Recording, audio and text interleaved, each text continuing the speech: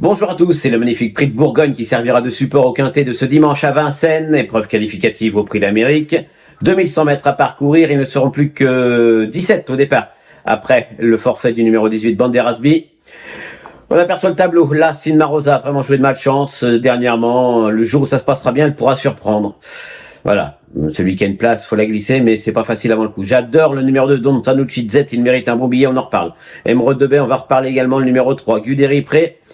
C'est le tenant du titre avec François Lagadec qui sera au sulky de Don Fanucci Z. Guderi Pré, le numéro 4, c'était une petite note dernièrement, il a tout à fait les moyens de bien faire. Goen Boy le 5, on en reparle, on va reparler naturellement d'Ida Outillard, le numéro 6, Hussard du Landré également, on en reparlera un peu plus tard. Dimitri Ferme, le numéro 8, a déçu en dernier lieu. Il n'était pas au mieux, il était malade. Est-ce que son entourage a eu le temps de bien le soigner? Il y a quelques inquiétudes et un numéro en dehors. Sur ce qu'il a fait de mieux, pourquoi pas. Mais j'émettrai quelques petites réserves. Le numéro 9, Hokkaido Giel, a totalement rassuré dernièrement.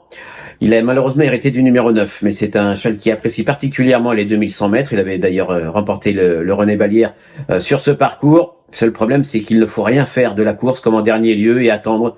Et avec un tel numéro, il peut se retrouver loin. Ben Gurion Jet, le numéro 10, ça semble avant le coup assez compliqué. Il va partir justement derrière Inmarosa. Il risque de se retrouver sur une 4e ligne à la corde. Oracle Tile, le numéro 11. Alors dernièrement, Benjamin Rocher me disait, je crois qu'il n'a pas le niveau. Alors là, peut-être qu'en revenant sur un 2100, ça peut l'aider. Mais lui aussi, c'est un possible placé. Tout comme le numéro 12, Idéal Lignerie, un outsider assez séduisant. Il partira dans le sillage d'Emeraude de Baie. Il avait très bien couru dans la finale du GNT. On l'a pas revu depuis, faute d'engagement. Always the Call, le numéro 13, je m'en méfie. Il a déjà bien fait à Vincennes. Ses dernières tentatives en Italie sont bonnes. En seconde ligne, son numéro reste correct. Lui aussi, c'est un outsider assez amusant. Mister Hercule, le numéro 14. Pour l'instant, il a des titres à faire valoir, mais moins brillants que ceux de ses rivaux. Justin Ball, le numéro 15, court après une qualification pour l'Amérique.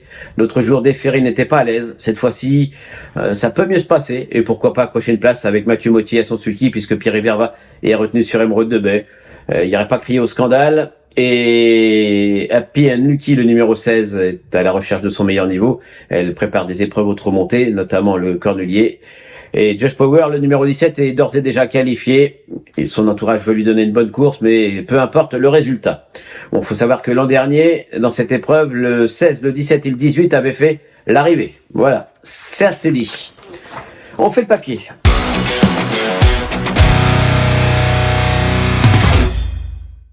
Alors j'ai retenu en tête le numéro 5, Goen Boy. On le retrouve lors de la finale de l'UET. C'était au mois d'octobre. Ce jour-là, il était venu en dehors d'Ida Outillard en montant. Et il s'était, vous allez le voir, détaché facilement dans la ligne droite, faisant preuve d'une très nette supériorité. Il a couru ensuite à Milan, il a pris une 2e place. Il effectue une petite rentrée, mais il a été préparé pour cet engagement. Romain Derieux a à cœur de le qualifier pour l'Amérique. Et autant que ça soit fait dans ce prix de Bourgogne, ça serait une bonne chose de faite. Il est doué, ça sera l'un des favoris du prix d'Amérique. Il a déjà réussi à maintes reprises en étant ferré. Un très bon numéro, le numéro 5, c'est une base de jeu. Je lui oppose le numéro 2, Don Fanucci Z. Alors Don Fanucci Z, c'est un cheval qui gagne plus d'une fois sur 2. Il a couru 53 fois, 27 victoires depuis le début de sa carrière. Il effectuait une rentrée dans le prix de Bretagne, il manquait, mais il courait déjà pas si mal. Et l'autre jour, dans le Bourbonnais, on a vu du mieux. Il était 5e. Ses 2 tentatives lui ont fait du bien. Il sera cette fois-ci déféré des 4 pieds pour l'occasion. Ça n'a pas été fait depuis un petit moment. François Lagadec le connaît bien. Et François Lagadec n'est autre que le tenant du titre. Il s'imposait l'an dernier avec Guderi Pré. Ils ont hérité d'un très bon numéro, le numéro 2. Tout semble réuni pour qu'il joue les tout premiers rôles et j'ai contacté un François Lagadec chaud brûlant. Ida Outillard, le numéro 6, faut le racheter naturellement. Ce champion, on le retrouve, lui c'était lors de son succès, sa 2e place dans le René Ballière derrière Orsi Dream.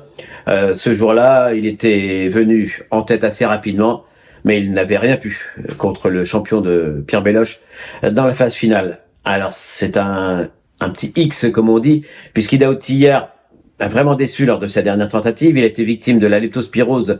C'est une maladie, une bactérie transmise par les rongeurs, notamment les souris. Mais c'est vrai qu'on a vu le fantôme d'Idaouti l'autre jour. J'espère que son entourage a eu le temps de le soigner et qu'il va montrer un tout autre visage. On ne peut pas condamner un champion sur un simple échec. Mais force est de constater que même lors de sa sortie précédente, on n'a pas vu le Idaouti de l'hiver dernier. Alors, on croise les doigts pour son entourage. C'est pour ça que je l'ai retenu qu'en 3e position, mais il peut tout à fait se balader, d'autant qu'il connaît une grande réussite sur les 2100.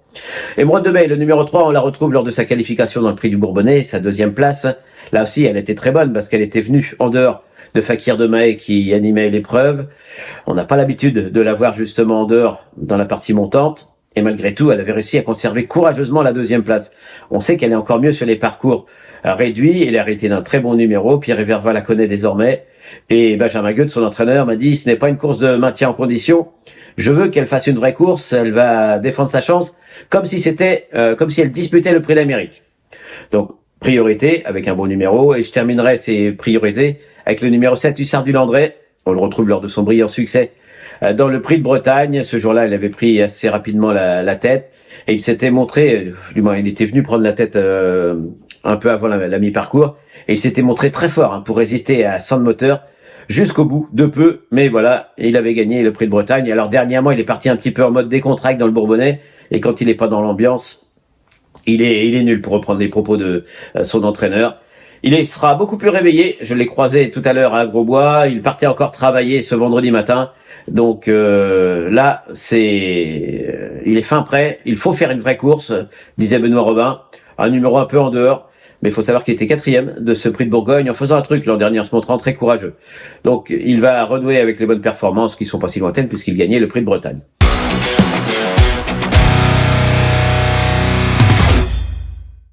Donc voilà les choix prioritaires, le 5, le 2, le 6, le 3 et le 7. À cela, on rajoute le numéro 4, Guderipré, le 17, Josh Power, malgré tout, qui va faire une course parce qu'il faut l'ouvrir à un mois du Prix d'Amérique. Il faut savoir que tout le monde va essayer de défendre sa chance parce que de toute façon, il faut les préparer.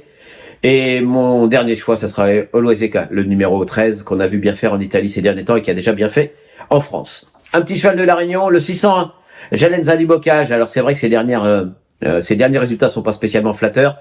Dernièrement, elle a été disqualifiée, mais elle cherchait le passage avec d'énormes ressources, si bien que c'est en voulant chercher le passage qu'elle s'est montrée fautive. Elle s'était retrouvée complètement bloquée. C'était une bonne note. C'est le tandem redoutable Marc Sasquier, Benjamin Rochard. Il y aura une petite cote qui pourrait être sympa. Donc le 601, Jalenza du Bocage.